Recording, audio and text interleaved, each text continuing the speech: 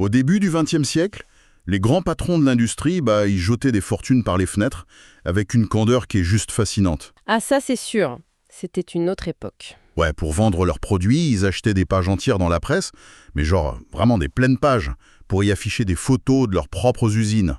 C'est vrai que quand on y pense aujourd'hui, c'est absurde. Mais complètement.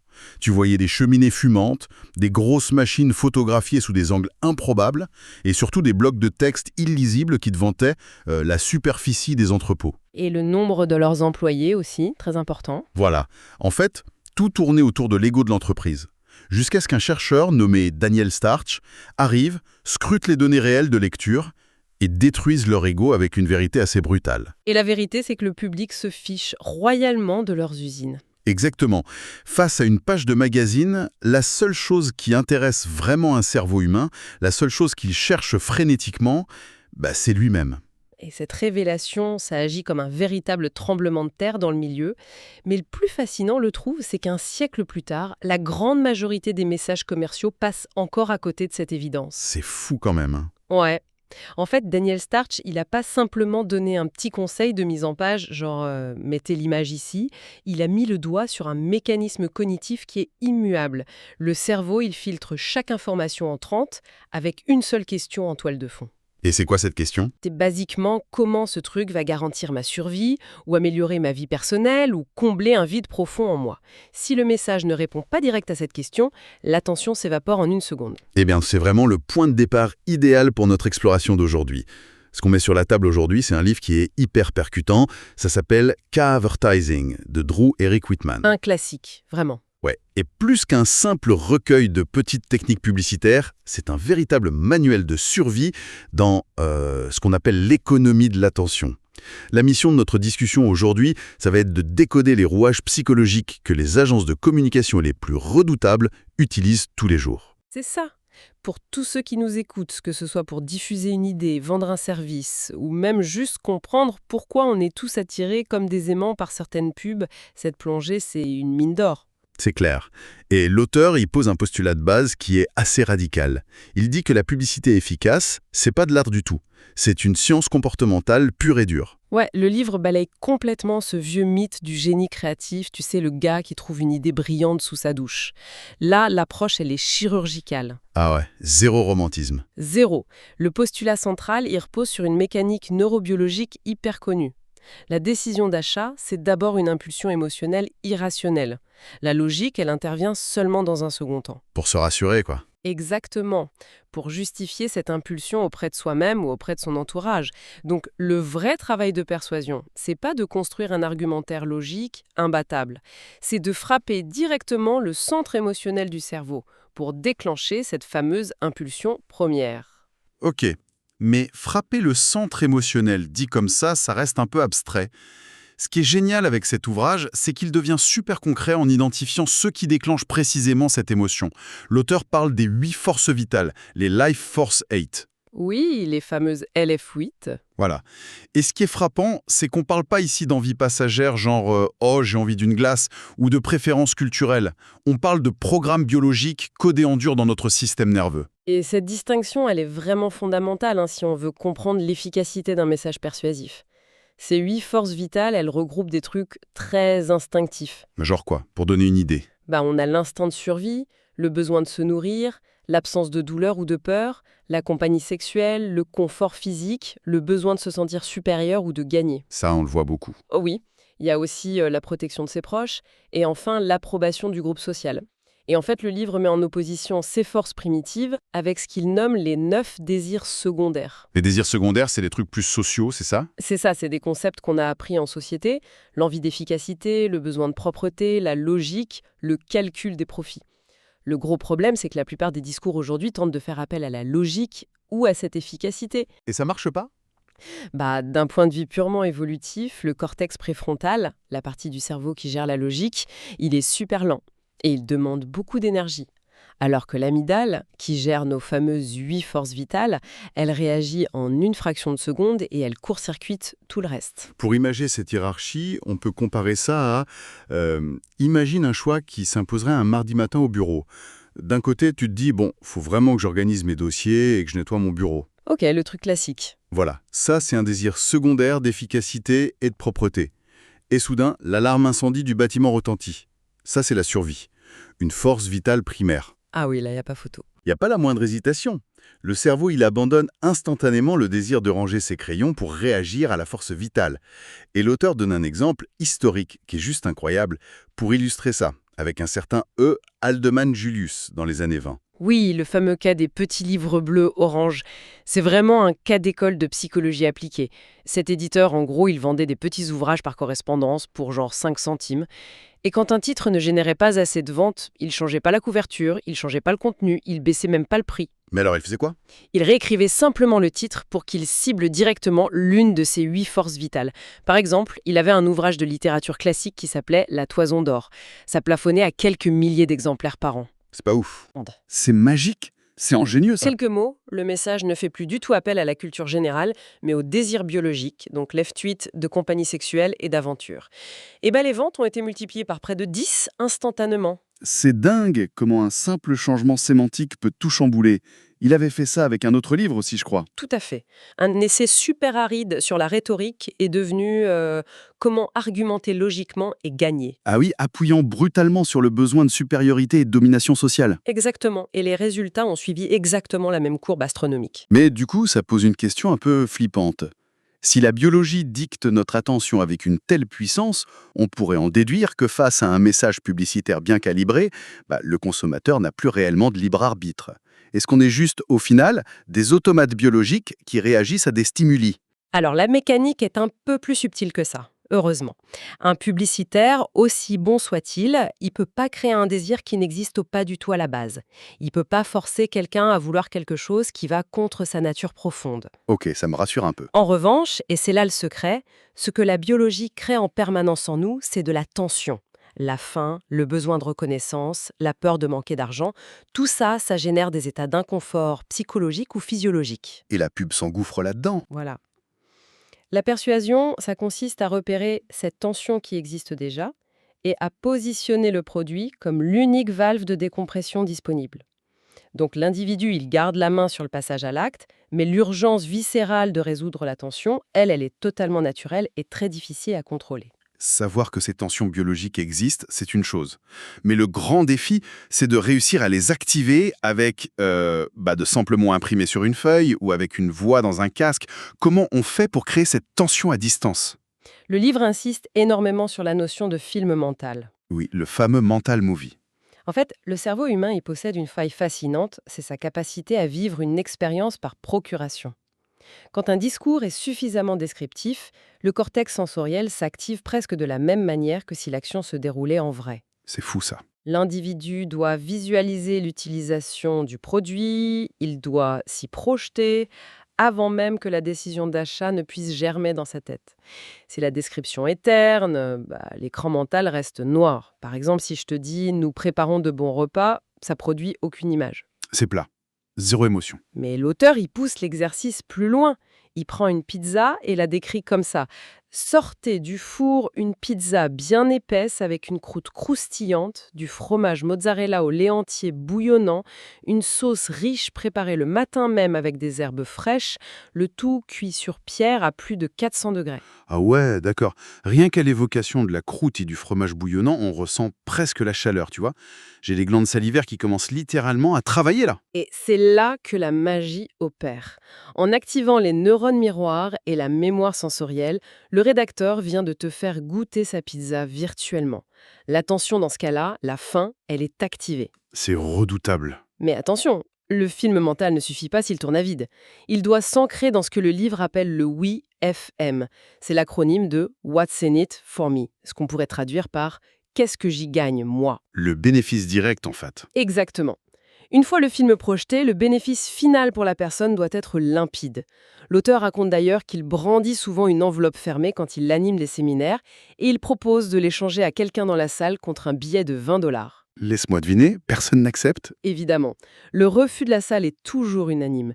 Personne ne se sépare d'une valeur sans savoir précisément ce qu'il va gagner en retour. C'est logique. Mais attends, il y a un truc qui me chiffonne. Si on dit que le cerveau est par nature paresseux et qu'il cherche à économiser son énergie, Lui demander de construire tout un film mental super complexe à partir d'un bout de texte, c'est pas complètement contradictoire? C'est une super question. C'est un très beau paradoxe apparent. Mais en réalité, une description ultrasensorielle, ça réduit l'effort cognitif. Ah bon? Comment ça? Quand on utilise des mots génériques ou des concepts super abstraits, genre synergie ou qualité supérieure, le cerveau doit travailler super dur pour décoder ce que ça signifie dans la vraie vie. C'est épuisant pour lui. Ouais, ça demande de la réflexion. Alors qu'à l'inverse, des mots tangibles, liés au sens, bouillonnant, croustillant, brûlant, ils sont traités automatiquement par les parties les plus primitives de notre cerveau. Le film se lance tout seul, sans aucun effort conscient. D'accord, je vois. Le cerveau n'a pas besoin de traduire. Il ressent directement.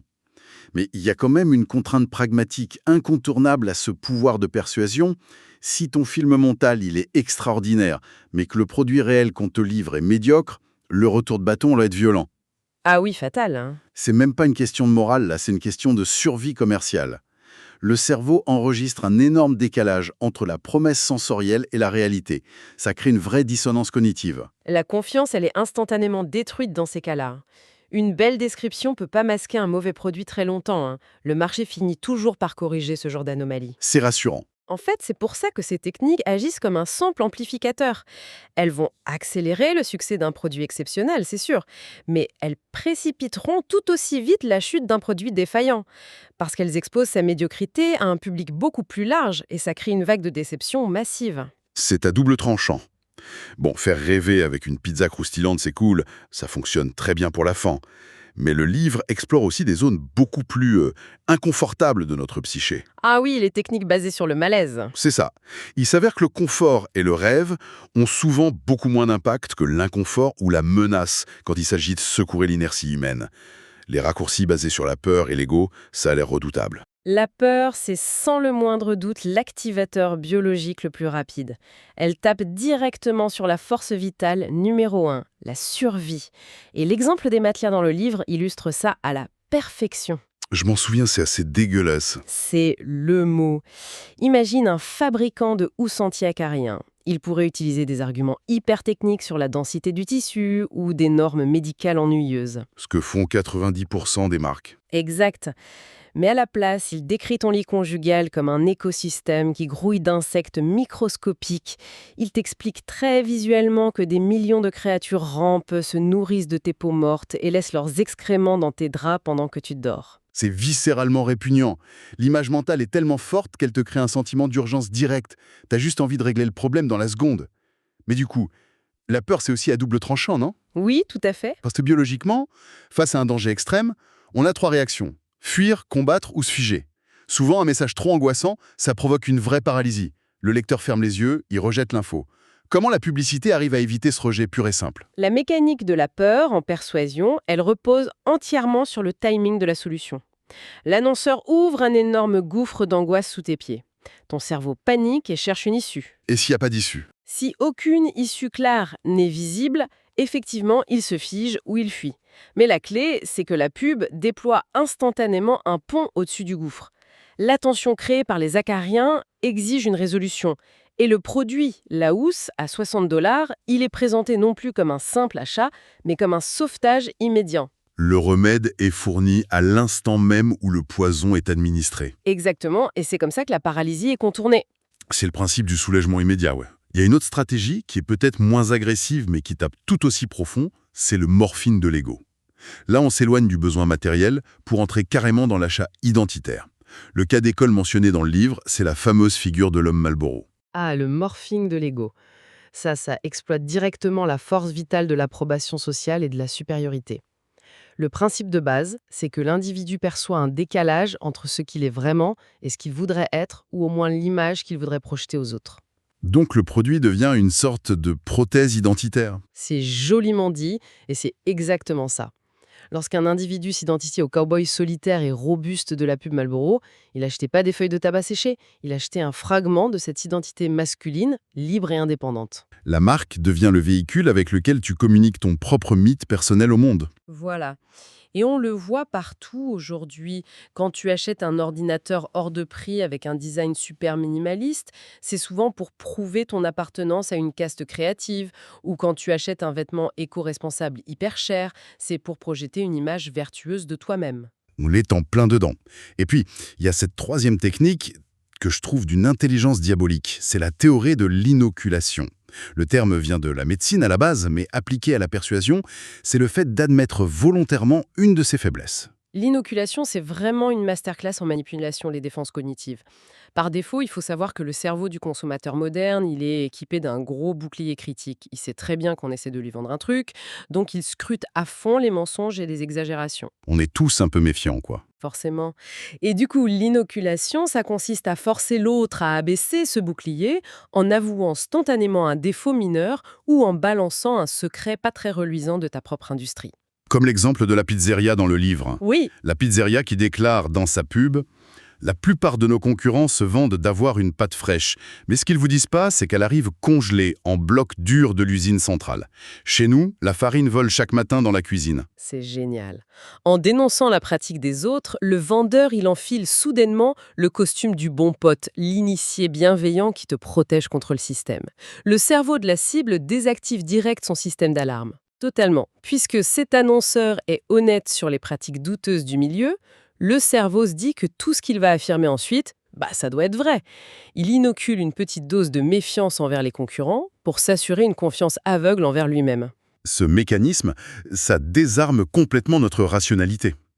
Une fois que la confiance est établie par cette espèce d'apparente candeur, le véritable message commercial y passe comme dans du beurre, sans rencontrer la moindre résistance. C'est d'une efficacité redoutable. Toutes ces théories, les forces vitales, les films mentaux hypersensoriels, la gestion de la peur, la désactivation de la méfiance, tout ça, c'est fascinant d'un point de vue psychologique. Mais au moment de passer à la pratique, quand il faut s'asseoir et écrire le texte final, comment on fait atterrir tout ce bagage théorique sur la page ? Ah, l'exécution. C'est là que ça se complique. Bah oui, ça a l'air d'exiger des règles très strictes pour pas dissiper toute l'énergie qu'on a essayé de créer. En fait, la première ligne de fracture, c'est le style d'écriture. L'auteur s'appuie sur le concept du cerveau de chimpanzé. C'est pas très flatteur. Non, mais c'est une super métaphore pour désigner notre fonctionnement cognitif primitif. L'intellectuel qui s'amuse à rédiger des phrases super longues, avec un vocabulaire hyper pointu et des tournures passives, il dresse lui-même un mur entre son produit et l'instinct du lecteur. Ce que l'industrie appelle les fameux mots à $10. Voilà, les mots compliqués, ça tue l'impact direct. Il faut utiliser une vraie grammaire de l'urgence, des phrases très courtes, des mots de tous les jours, et surtout des verbes d'action. La simplicité, c'est ce qui garantit que l'information va être traitée par le système rapide de notre cerveau. Ça endort l'esprit critique, en fait. Exactement. Et il y a aussi des lois implacables sur la mise en page visuelle. Le fameux principe de la guillotine en est le meilleur exemple, et c'est un peu troublant. Ah, la guillotine. Le nom fait un peu frémir. C'est vrai, mais c'est d'une efficacité biologique prouvée. Ça consiste à utiliser dans tes pubs des photographies recadrées juste sur des visages, des têtes coupes, d'où le nom. Et ces visages doivent regarder directement celui qui observe la pub. Pourquoi spécifiquement ce cadrage et ce regard ? Parce que notre cortex visuel possède des réseaux neuronaux qui sont entièrement et uniquement dédiés à la reconnaissance faciale et à la direction du regard des autres. Dans la nature, si tu croises un regard qui est fixement dirigé vers toi, ça signifie deux choses. Soit je vais me faire manger, soit c'est un pote. C'est ça. Soit c'est une menace, soit c'est une opportunité d'interaction sociale ou de reproduction. Dans tous les cas, la biologie te force à arrêter immédiatement toute autre activité pour évaluer ce visage. Donc un regard imprimé sur une page de magazine ou sur un écran, ça capte ton attention involontaire de manière fulgurante. C'est littéralement impossible de détourner les yeux sans avoir au moins évalué l'image pendant une fraction de seconde. Impossible, c'est câblé en nous. Bon, une fois que l'attention est captée avec la guillotine, que le langage est simple pour notre chimpanzé, il reste quand même un ultime rempart à faire tomber. La flemme. La procrastination. C'est là qu'intervient la fameuse notion de rareté. Oui, la rareté qui a été beaucoup popularisée par les travaux du psychologue Robert Cialdini, c'est le catalyseur final. Sans limite de temps ou sans limite de quantité, même le désir le plus brûlant, on finit par le remettre à demain. Et dans le domaine de la décision d'achat, remettre à plus tard, on sait très bien que ça équivaut à un abandon pur et simple. Totalement. Le fait d'instaurer une date limite stricte ou une quantité restreinte, ça réactive en nous la menace de la perte. L'aversion à la perte, c'est un moteur évolutif surpuissant. Pour le cerveau humain, perdre une opportunité, ça génère beaucoup plus de douleur psychologique que de gagner quelque chose ne génère de joie. C'est faux, on déteste perdre. Pour bien saisir cet impact, moi j'aime bien imaginer un dimanche pluvieux. T'es affalé sur ton canapé, tu regardes une très mauvaise série télévisée, On a tous connu ça. et c'est pertinemment que tu devrais te lever. Tu devrais ranger la maison, faire du sport, ou juste changer de chaîne. Mais l'inertie, elle est totale. Tu bouges pas d'un millimètre. Qu'est-ce qui pourrait te faire bondir de ce canapé en un quart de seconde? Une odeur de brûlé. Ou l'alarme incendie dont on parlait au début. Exactement. Et le principe de rareté agit exactement comme cette alarme incendie, mais de façon artificielle. Il informe ton cerveau que l'inaction n'est tout simplement plus une option viable. Le confort de rester dans ton canapé devient soudain plus douloureux que l'effort de se lever. Et cette mécanique, on la voit partout. Ah oui. Plus que 2 billets à ce prix. L'offre expire à minuit. C'est de l'architecture d'ultimatum. Oui, notre cerveau, il traite cette offre à durée limitée avec exactement la même urgence viscérale qu'une ressource qui est en train de fuir dans la savane. En prenant du recul sur l'ensemble de ces mécanismes, on réalise que cette plongée dans la psychologie de l'attention, ça nous offre un double éclairage super intéressant. D'une part, c'est une boîte à outils d'une puissance inouïe pour toute personne qui doit formuler un message. Complètement. Que ce soit pour rédiger un email professionnel décisif, construire une présentation pour ton boss, ou même faire une petite affiche pour la boulangerie du coin. C'est ça. Simplifier le langage, viser un désir fondamental et imposer une petite deadline, ça change radicalement l'efficacité de ta communication. Et d'autre part, et c'est peut-être le plus important pour notre audience, cette connaissance, elle forge une vraie immunité cognitive. C'est notre bouclier? Exactement. Comprendre comment fonctionnent les forces vitales, la manipulation par la peur, l'usage tactique de notre ego ou encore la fameuse inoculation. Ça nous permet d'observer le flux constant d'informations sous un angle radicalement nouveau. On n'est plus des cibles passives. L'observateur averti, il cesse d'être une proie réactive. Il devient capable de décoder la matrice du discours, d'identifier sur quel bouton précis le publicitaire tente d'appuyer et au final de reprendre le contrôle sur sa décision. C'est un miroir fascinant et je dirais même parfois un peu dérangeant sur notre propre nature. Sous l'épaisse couche de rationalité dont on adore se vêtir, l'être humain, il reste très largement piloté par des besoins archaïques. De la survie, du statut, de l'appartenance. Ce petit voyage au cœur de la persuasion, il révèle que le monde complexe qui nous entoure repose hyper souvent sur des leviers d'une simplicité biologique absolue. C'est la beauté de la chose. C'est clair. Et d'ailleurs, c'est particulièrement révélateur de prêter attention à ces phénomènes au quotidien. Je vous lance un petit défi à tous ceux qui nous écoutent. La prochaine fois qu'une impulsion soudaine survient, que ce soit une envie irrépressible de changer de téléphone, de réserver un voyage sur un coup de tête parce qu'il reste soi-disant qu'une seule chambre, ou juste de soutenir farouchement une marque. Prenez une petite seconde. Voilà. Faites une pause. Examinez cette impulsion. Et cherchez à identifier lequel des 8 boutons biologiques a été pressé dans l'ombre par un architecte de l'attention. Car, au final, les immenses usines grandioses et les cheminées fumantes des industriels d'autrefois, elles n'ont jamais eu la moindre importance. Ce qui dicte vraiment les règles du jeu, c'est ce petit film sensoriel qui se joue, silencieusement, juste là, dans notre esprit.